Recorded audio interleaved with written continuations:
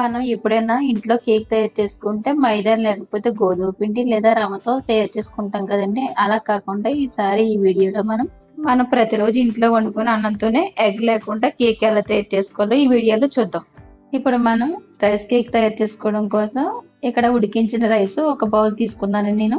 ఇలా ఉడికించిన రైస్ తో మనం కేక్ తయారు చేసుకుంటున్నాం కాబట్టి మనం ఇక్కడ ఒక కప్పు వరకు ఉడికించిన రైస్ తీసుకోవాలి. ఇప్పుడు ఈ రైస్ పక్కన పెట్టుకుని ఒక మిక్సీ జార్ తీసుకుని ఈ రైస్ ని మిక్సీ జార్ లో వేసేసుకోవాలి. ఇలా మిక్సీ జార్ లో రైస్ వేసేసుకున్న తర్వాత దీంట్లోనే ఒక హాఫ్ కప్పు వరకు కూడా పంచదార వేసుకోవాలండి. అదే కప్పుతో ఒక హాఫ్ కప్పు వరకు కాచి చల్లార్చిన పాలు కూడా తీసుకున్నాను. దాంతోనే ఒక హాఫ్ కప్పు కన్నా కూడా తక్కువగా కొంచెం ఆయిల్ కూడా తీసుకున్నానండి నేను. ఈ మూడింటిని కలిపేసుకుని మూత పెట్టేసుకుని బాగా మెత్తటి పేస్ట్ లాగా మిక్సీ పట్టుకోవాలి. ఎక్కడ చిన్న పలుకు అనేది కూడా లేకుండా మెత్తగా మిక్సీ పట్టుకోవాలి. ఒకవేళ మీరు ఈ మిక్సీ పట్టుకున్న కొంచెం మీకు ఆ పిండి బ్యాటర్ అనేది గట్టిగా అనిపిస్తే కొంచెం పాలు వేసుకుని మిక్సీ పట్టుకోవాలండి. అప్పుడు మీరు అలా మిక్సీ పట్టుకుంటే నేను ఈ వీడియోలో చూపించిన విధంగా మీకు ఈ రైస్ బ్యాటర్ అనేది కరెక్ట్ గా వస్తుంది. నేను చూపించిన విధంగా మీకు ఈ పిండి బ్యాటర్ అనేది ఉంటే మీకు కేక్ అనేది కరెక్ట్ గా కుక్ అవుతుంది. చూసారు కదా, ఎక్కడ పలుకులు అనేవి లేకుండా మెత్తటి క్రీమీ లాగా మొత్తం అంతా కూడా బాగా మిక్సీ పట్టుకున్నామండి ఇక్కడ. ఇప్పుడు ఈ పిండిని మొత్తం అంతా కూడా మనం ఒక బౌల్ తీసుకుని దాంట్లోకి తీసేసుకోవాలి. చూసారు కదా, ఇక్కడ మొత్తం అంతా కూడా మనకి క్రీమీలా ఉంది. ఇది ఇలాగే మనం మిక్సీ పట్టుకోవాలండి. ఎక్కడ కూడా గట్టిగా లేకుండా ఉండలు కూడా లేకుండా ఇలా సాఫ్ట్ గా వచ్చేలాగా, మరి పల్చగా కాకుండా గట్టిగా కాకుండా ఇలా పట్టుకోవాలి. ఇప్పుడు దీనిపైన ఒక స్ట్రైనర్ కానీ ఒక జల్లెడ కానీ తీసుకుని దాంట్లోనే ఒక హాఫ్ కప్పు వరకు కూడా మైదా పిండి తీసుకోవాలి.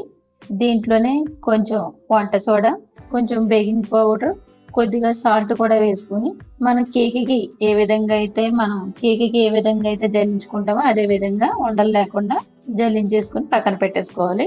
ఇప్పుడు ఈ పిండిని మొత్తం అంతా కూడా మనం బాగా కలుపుకోవాలండి. కేక్కి ఏ విధంగా అయితే మనం పిండి బ్యాటర్ అనేది కలుపుకుంటామో అదే విధంగా కలుపుకోవాలి. మీకు ఇలా పిండి కలుపుకునేటప్పుడు కనుక కొంచెం గట్టిగా అనిపించినట్టయితే కొంచెం మళ్ళీ పాలు వేసుకుని కలుపుకుంటే సరిపోతుంది. నీళ్ళు యాడ్ చేసుకోకుండా పాలు కొంచెం కొంచెం పోసుకొని కలుపుకోవాలి. నాకైతే ఇక్కడ కొంచెం పిండి గట్టిగా అనిపించింది, అందుకే నేను ఇక్కడ దీంట్లో కొద్దిగా పాలు యాడ్ చేసుకుని మళ్ళీ ఒకసారి పిండి కలుపుకుంటున్నానండి. మొత్తం అంతా కూడా ఎక్కడ ఉండలనేవి మనం మైదా పిండి వేసిన తర్వాత ఎక్కడ కూడా ఉండలనేవి లేకుండా మొత్తం అంతా కలిసేలాగా బాగా కలుపుకోవాలి. ఇలా మొత్తం అంతా కలుపుకున్న తర్వాత దీంట్లోనే కొద్దిగా వెనిలా ఎసెన్స్ కూడా వేసుకోవాలి. ఈ వెనిలా ఎసెన్స్ అనేది మీ దగ్గర ఉంటే వేసుకోండి, లేకపోతే స్కిప్ చేసేయచ్చు. ఈ వెనిలా ఎసెన్స్ మనకు ఆన్లైన్ లో కూడా దొరుకుతుందండి. నేనైతే ఇది ఆన్లైన్ నుంచి తీసుకున్నాను. ఈ ఎసెన్స్ వేసుకున్న తర్వాత మొత్తం అంతా కూడా బాగా ఒకసారి కలిపేసుకోవాలి. దీని వల్ల మనకి కేక్ కి మంచి ఫ్లేవర్ అనేది వస్తుంది, టేస్ట్ కూడా బాగుంటుంది. ఇలా మొత్తం అంతా బాగా మిక్స్ అయ్యేలాగా బాగా కలుపుకోవాలి. ఇలా బిస్కెట్ తో మొత్తం అంతా కూడా ఇలా కలిపేసుకున్న తర్వాత మనకి చూడండి, మనకి కేక్ తయారు చేసుకోవడం కోసం మనకు కావాల్సిన టెక్స్చర్ మనకి ఈ బ్యాటర్ అనేది వచ్చేసింది. ఇప్పుడు మనం ఈ పిండి పక్కన పెట్టేసుకుని ఇప్పుడు మనం కేక్ తయారు చేసుకోవడం కోసం కేక్ మోడ్ తీసుకోవాలండి. దాని మొత్తం అంతా కూడా ఆయిల్ అప్లై చేసుకోవాలి. అలా అయితే మనకి కేక్ అనేది దీనికి అంటుకోకుండా ఉంటుంది. ఇలా ఆయిల్ వేసుకున్న తర్వాత దీంట్లోనే కొద్దిగా ఒక స్పూన్ వరకు మైదా పిండి కూడా వేసుకుని దీని మొత్తం అంతా కూడా డస్ట్ చేసుకోవాలండి. ఇలా డస్ట్ చేసుకోవడం వల్ల మనకి కేకు మూడు నుంచి బేగా మనకి బ్రేక్ అవ్వకుండా త్వరగా విడిపోతుంది. ఇలా మొత్తం అంతా కూడా డస్ట్ చేసుకున్న తర్వాత ఎక్స్ట్రా పిండిని తీసేసుకోవాలి. ఇప్పుడు మనం ముందుగా చేసుకుని పక్కన పెట్టుకున్న కేక్ బ్యాటర్ ని ఈ బౌల్ లోకి మొత్తం అంతా కూడా ట్రాన్స్ఫర్ చేసేసుకోవాలి. ఇలా మొత్తం అంతా వేసేసుకున్న తర్వాత ఈ బౌల్ ని ఇలా కింద ఒకసారి గట్టిగా ఇలా కొట్టేటట్టు ఇలా తట్టినట్టుగా మనం ఇలా అనుకోవాలండి. ఇలా అనుకోవడం వల్ల మనకి లోపల ఏమైనా ఎయిర్ గ్యాప్స్ ఏమైనా ఉంటే అవి లేకుండా పోతాయి. కేక్ కూడా మనకి బాగా కుక్ అవుతుంది. ఇప్పుడు ముందుగా మనం స్టవ్ వెలిగించుకుని ఒక వెడల్పాటి గిన్నె పెట్టుకుని దాంట్లో ఒక స్టాండ్ పెట్టుకుని అది బాగా వేడైన తర్వాత ఈ కేక్ బ్యాటర్ వేసుకున్న కేక్ మోడ్ మనం దాంట్లో పెట్టేసుకుని పైన మూత పెట్టుకుని మంట మీడియం లో పెట్టుకుని కేక్ మనం ఉడికించుకోవాలండి. ఈ కేక్ మనకు కుక్ అవ్వడానికి 15 నిమిషాల వరకు టైం పడుతుందండి. నాకైతే ఇక్కడ ఒక 20 మినిట్స్ వరకు టైం పట్టింది. ఇలా మనం ఎక్కడ కూడా బయటికి గాలి అనేది రాకుండా మూత పెట్టేసుకుంటే మనకి కేక్ అనేది బాగా కుక్ అవుతుంది.